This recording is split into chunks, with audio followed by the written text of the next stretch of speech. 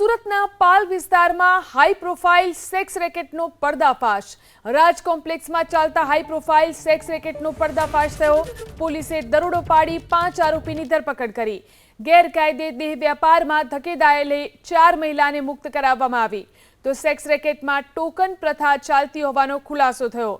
Police પર CCTV કેમેરાથી બાજ નજર રાખી રહી હતી। સુરત શહેરના પાલ વિસ્તારમાં હાઈ પ્રોફાઇલ સેક્સ રેકેટનો ભાંડાફોડ થયો છે। દ્રશ્ય સીધા જોઈ શકો છો। પાલ પોલીસના જાપ્તામાં ઉપસ્થિત આ 5 આરોપીઓ છે। રાજ કોમ્પ્લેક્સની અંદર જે પ્રમાણે હાઈ પ્રોફાઇલ સેક્સ રેકેટ ચલાવવામાં આવતું હતું ત્યારે આ બાબતની જાણકારી મળતાની સાથે જ પોલીસ રાજ કોમ્પ્લેક્સ ખાતે ત્રાટકી હતી અને ત્યારબાદ ત્યાં જે પ્રમાણે હાઈ પ્રોફાઇલ સેક્સ રેકેટ ચાલતો હતો ત્યાં દરોડા પાડીને 4 જેટલી મહિલાઓને છે એ મુક્ત કરવામાં આવ્યા હતા।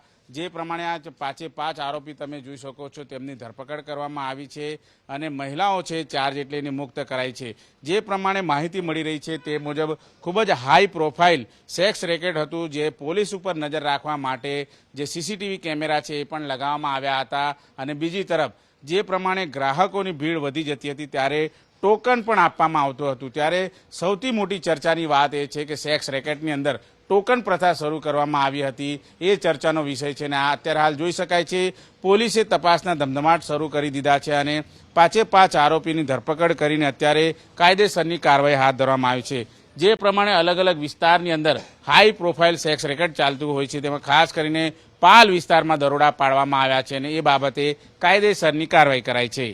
કેમેરામેન રાકેશ પાનવાલા સાથે ધનરાજ બાગલે, એબીપી અસ્મિતા, સુરત। તે સ્થળે રેડ કરતા કુલ દેહ વ્યાપારની પ્રવૃત્તિ ચાલુ હતી જેની અંદર 3 કસ્ટમર મળી આવેલ છે અને સાથે જે આ સમગ્ર પ્રવૃત્તિ છે તે ચલાવનાર કાઉન્ટર પર બેસનાર મેનેજર તથા તેનો સહાયક એમ અન્ય 2 ઈસમોને પણ ધરપકડ કરવામાં આવેલ છે। એમ કુલ 5 ઈસમોની આ ગુનામાં ધરપકડ કરવામાં આવેલ છે।